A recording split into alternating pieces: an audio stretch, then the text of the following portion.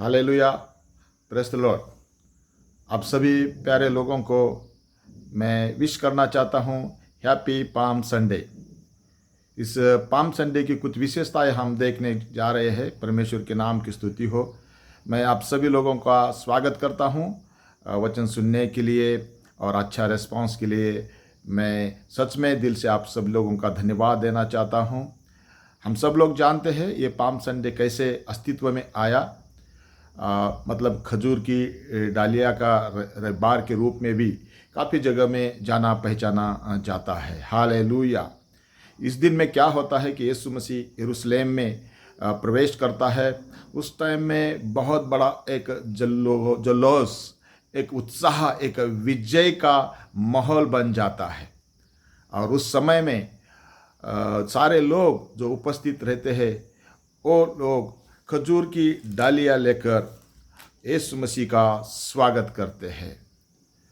इस शाखाओं का प्रमुख भाग ये है और ये शाखाएं तीन बातों के लिए प्रतिनिधित्व करती है। पहली बात है भलाई का प्रतिरूप है, प्रतिनिधित्व करते हैं, भलाई का प्रतिनिधित्व करते हैं और एक फ्रूटफुलनेस का भी है। हालेलुया। और दूसरी बात है विजय का प्रतिनिधित्व करती है। और लास्ट तीसरी बात है कि अंतिम बैटल को जो विक्ट्री मिलती है, जो अंतिम विक्ट्री जो मृत्यु के ऊपर, डेथ के ऊपर मिलती है, उसका भी एक ये प्रतिनिधित्व करती है। हालेलुया। तो मेरे प्रिय भाई और बहनों, ये जानकारी के लिए मैंने बोला।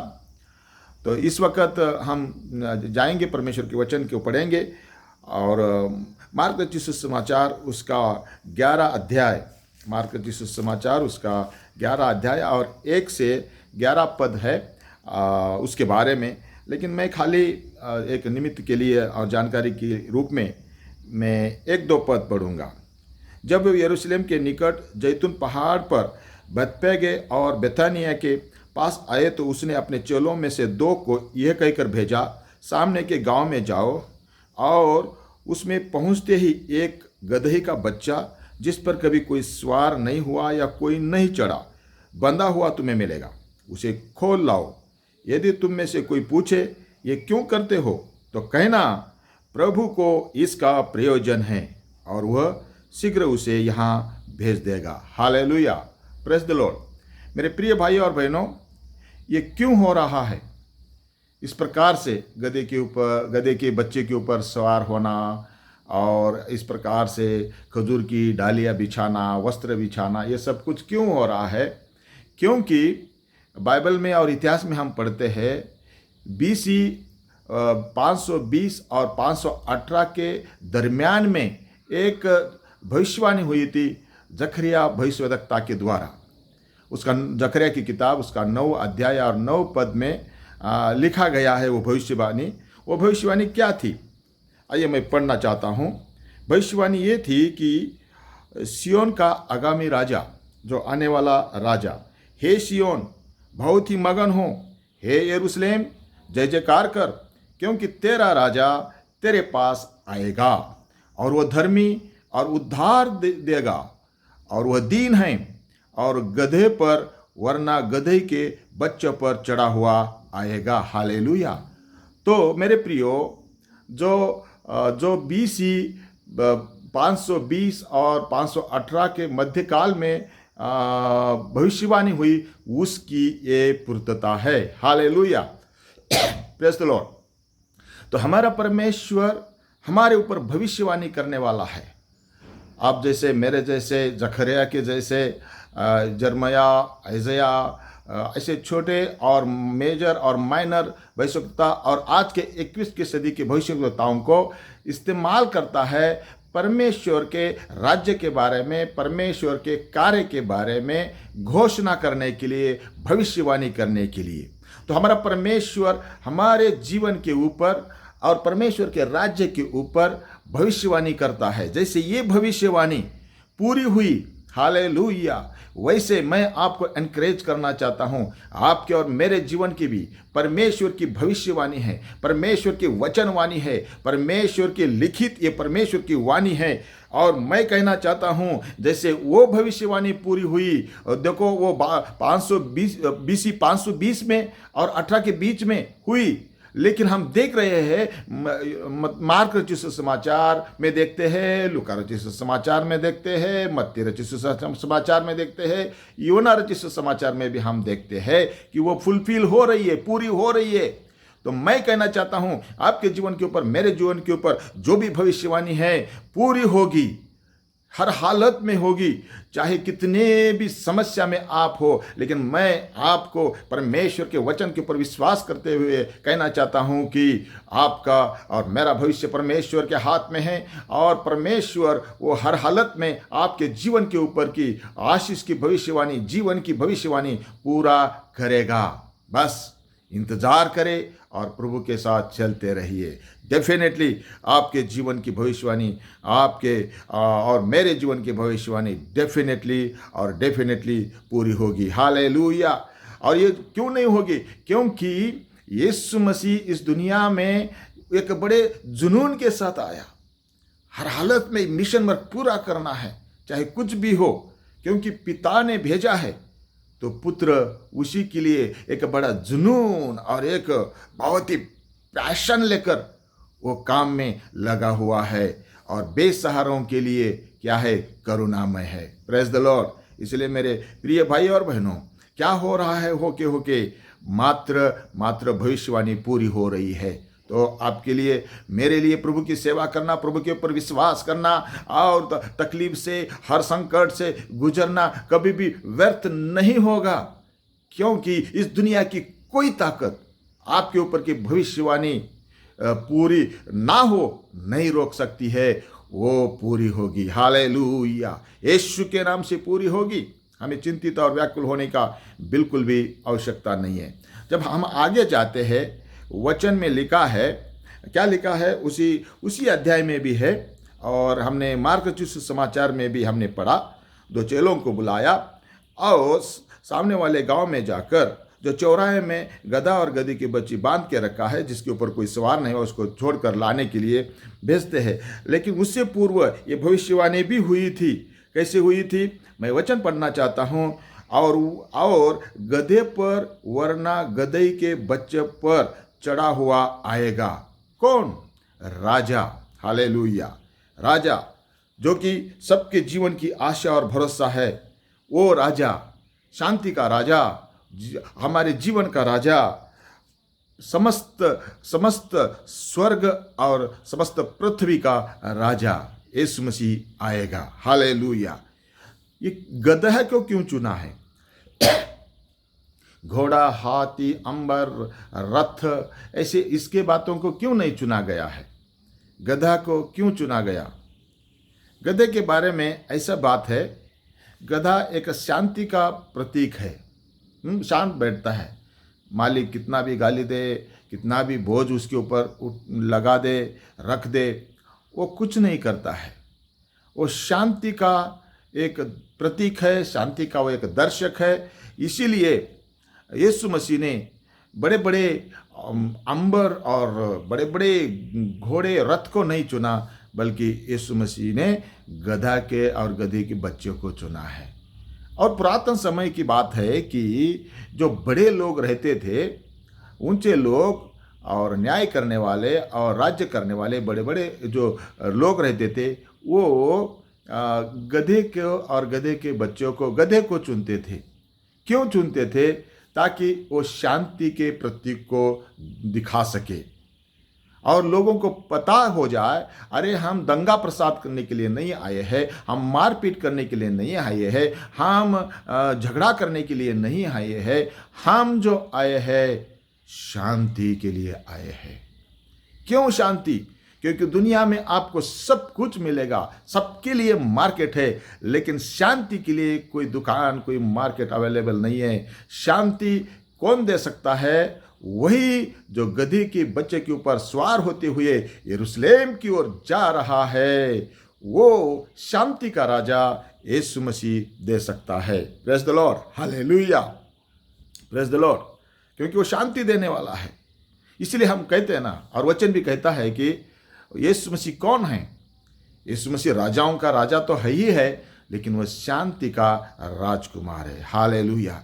मेरे प्रिय भाई और बहनों, आपके जीवन में किसी बात के कारण से, किसी कारणवश आपको शांति नहीं है, बेशक आपके पास सब कुछ है, आपके पास गाड़ी है, आपके पास बंगला है, आपके पास जमीन है, बड़ा टाइटल है, आपके पास सब कुछ है, लेकिन आपको अगर शांति नहीं है, रात में नींद नहीं आती है और दिन रात बराबर होता है, तो मेरे प्रिय भाई और बहनों, यहाँ एक आपको बुला रहा है, शांति का राजकुमार प्रभु यीशु मसीह बुला रहा है। हालेलुया। वही एक शांति दे सकता है, क्योंकि उसको अधिकार मिला हुआ है, क्योंकि उन्होंने केवल इस पाम संडे तक नहीं रहा, पाम संडे से लेकर ईस्टर तक प्रभु यीशु मसीह ने सारे दुख उठाया है।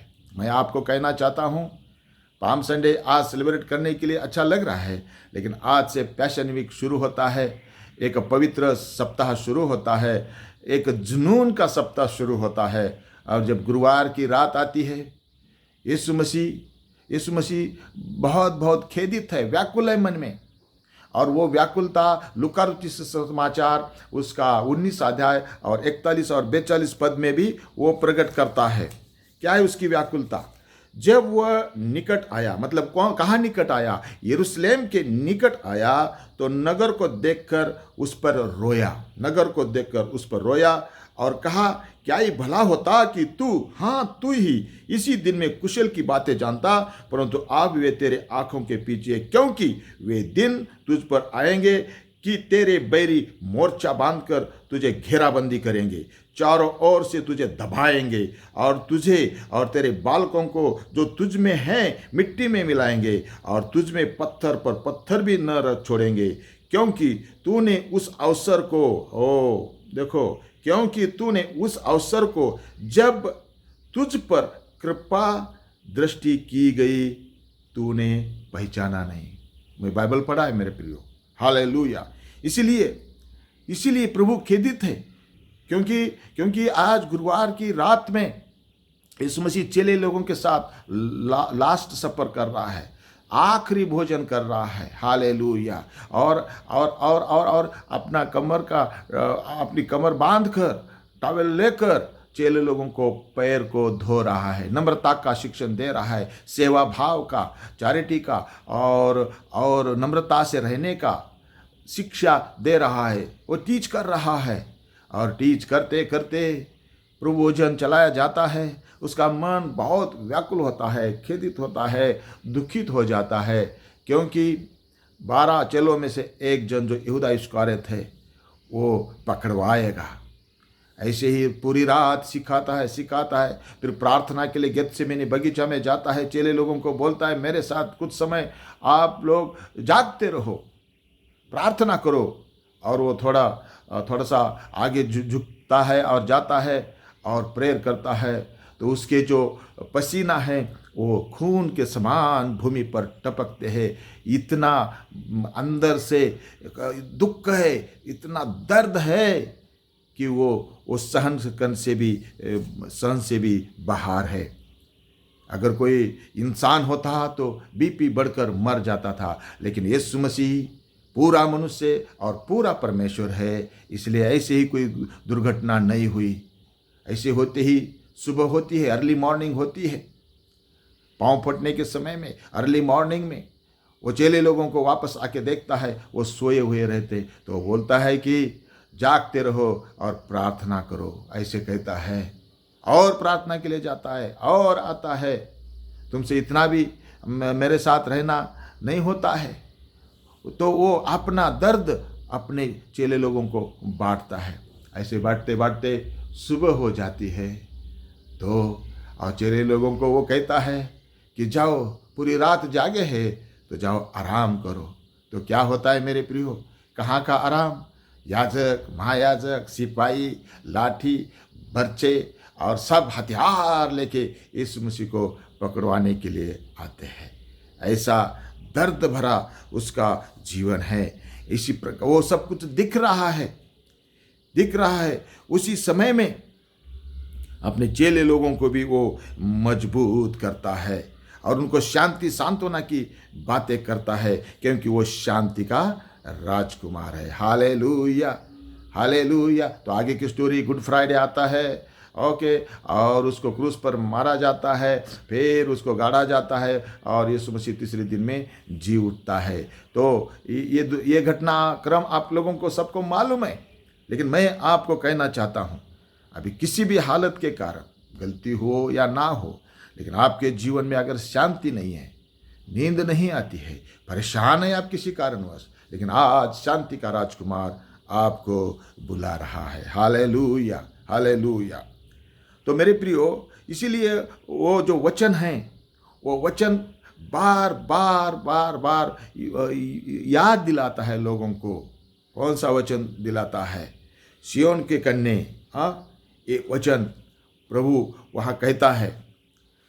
मैं आपके लिए वचन पढ़ना चाहता हूँ और एक बार। सियोन, हे सियोन, बहुत ही मगन हो, आनंद कर। हे यरूशलेम, जय जय जयकार कर।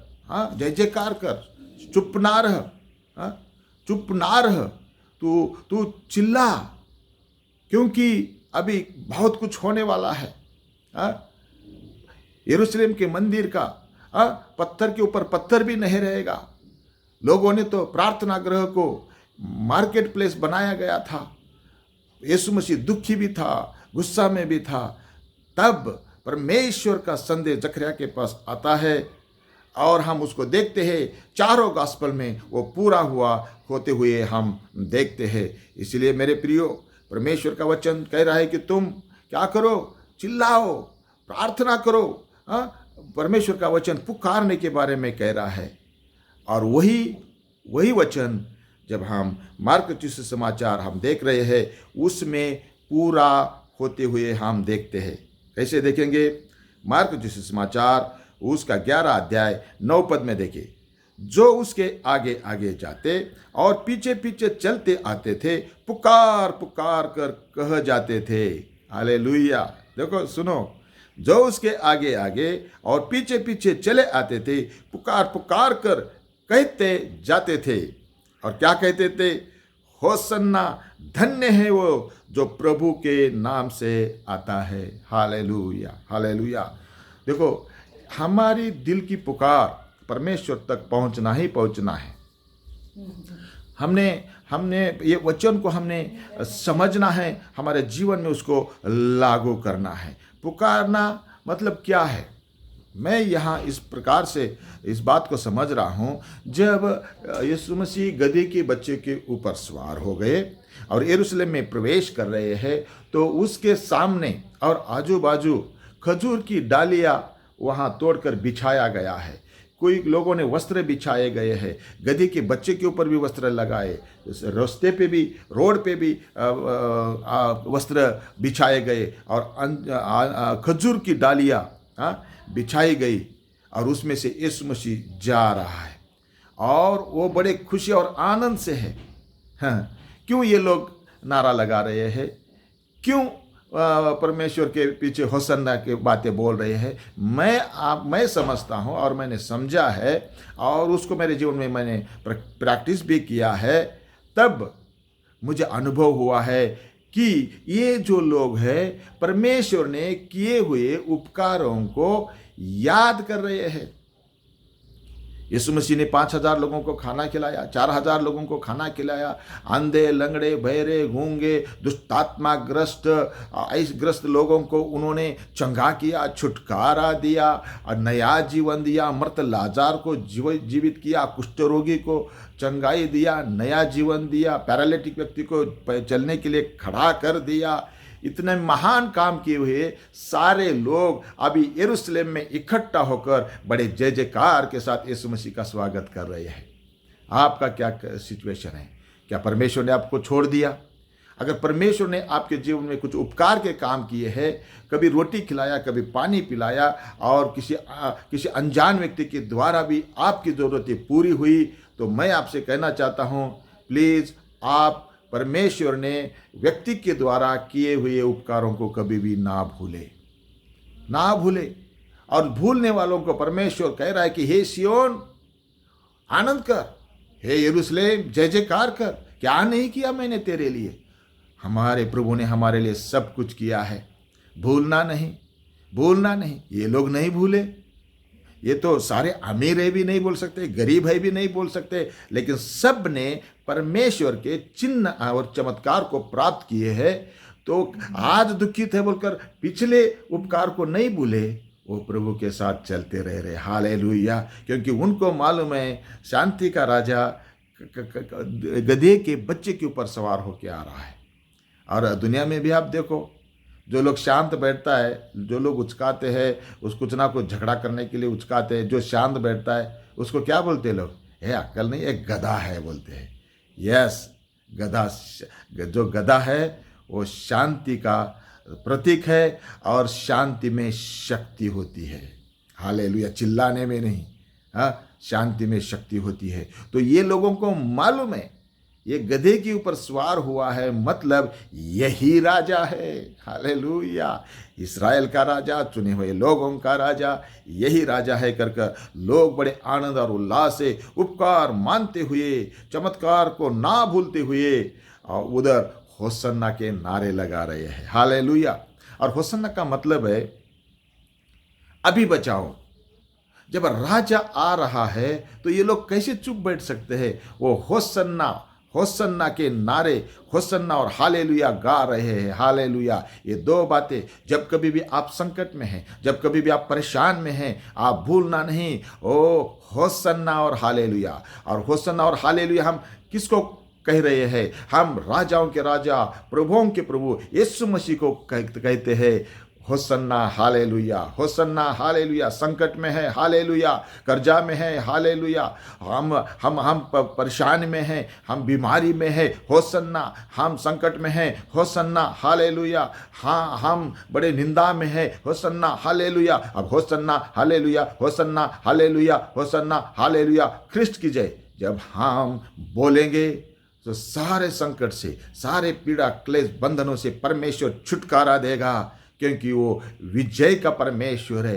क्योंकि उन्होंने मौत के ऊपर और ये जगत के ऊपर जय प्राप्त किया है। Hallelujah, praise the Lord. इसीलिए वो लोग होसन्ना के नारे लगा रहे हैं। होसन्ना का मतलब है अभी बचाओ, बाद में नहीं। क्योंकि लोग इंतजार कर रहे थे, एक राजा आएगा, सिंहासन पे बैठेगा, फिर सारे राष्ट्र में शांति आएगी, खाना बहुत होगा, सब होगा ऐसे। लेकिन शांति ऐसे आने वाले नहीं, राजा ऐसा आने वाला नहीं। जब तक ये पाप और ये कर्म माफ नहीं होंगे, तब तक समाज में कोई हरा भरा और कुशल मंगल नहीं रह सकता। इसलिए यीशु मसीह ने कीमत दे चुके हैं। यीशु मसीह, हालेलुया। और अपनी जान कुर्बान कर यीशु मसीह ने कीमत दे चुके हैं। इसलिए ये पाम संडे क्या है? ये ट्रम्प ऑफ विक्ट्री, एक विजय का एक ललकार है, विजय का एक जय जयकार है, विक्ट्री का एक पुकार, एक आवाज है विजय का।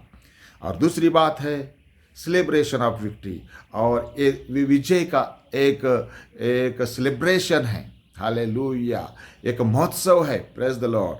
और तीसरी बात, मृत्यु के ऊपर विजय है। हालेलुया। मेरे प्रिय भाई और बहनों, प्रभु यीशु मसीह बुला रहा है, हम सब लोगों को बुला रहा है, क्योंकि यीशु मसीह को मालूम है ये पृथ्वी का जीवन 60, 70, 80 साल तक है, बस हो सके तो। नहीं तो आजकल तो कब क्या किसको कब हो रहा है पता नहीं। इसलिए मेरे प्रिय भाई और बहनों, इस दुनिया की सारे धन दौलत को चिपक के ना रहे। हम देखते हैं, हम कब्र में जाके देखेगा, वहाँ कलेक्टर भी है तो, वहाँ वकील भी है तो, वहाँ मंत्री भी है तो, उसका अधिकार अभी कुछ नहीं चलेगा, नहीं चलता है। मैंने देखा है, बैंक का लाइन में देखा है, पेंशन वाले टीचर्स कितने खड़ा होते हैं, उनको कोई पैसा नहीं देता क्योंकि उनका अधिकार चला गया। कितने वकील आके खड़े होते हैं रिटायरमेंट के बाद। रिटायरमेंट के बाद कोई वैल्यू नहीं है आपको। रिटायरमेंट के बाद जब तक आप पावर में हैं, जब तक आपसे कुछ मिलता है, तब तक आपका नारा लगाया जाएगा, तब तक आपको खुर्ची मिलेगा, तब तक आपको हार मिलेगा। लेकिन जिस दिन आप रिटायर होंगे, रिटायर के बाद टायर्ड होगे, टायर्ड के बाद जब पूरा खत्म हो जाओगे, इस दुनिया में कोई आपको याद करने वाला नहीं होगा। इसीलिए प्रभु आज आपको बुला रहा है। मैं आपको दुनिया के लिए नहीं बुलाया, मैं आपको अनंतकालिक जीवन के लिए बुलाया हूँ। हालेलुया। जो राज कभी खत्म नहीं होगा, कोई राजा वो कभी खत्म नहीं होगा, वो अनंत काल तक हम परमेश्वर के साथ रहेंगे। इसलिए दुनिया के बातों में चिपक के ना रहे। आइए अपने आप को समर्पण करें और एक विजय का संदेश लेकर, और इस संदेश में एक जुनून लेकर आगे बढ़ने के लिए परमेश्वर से सहायता मांगे।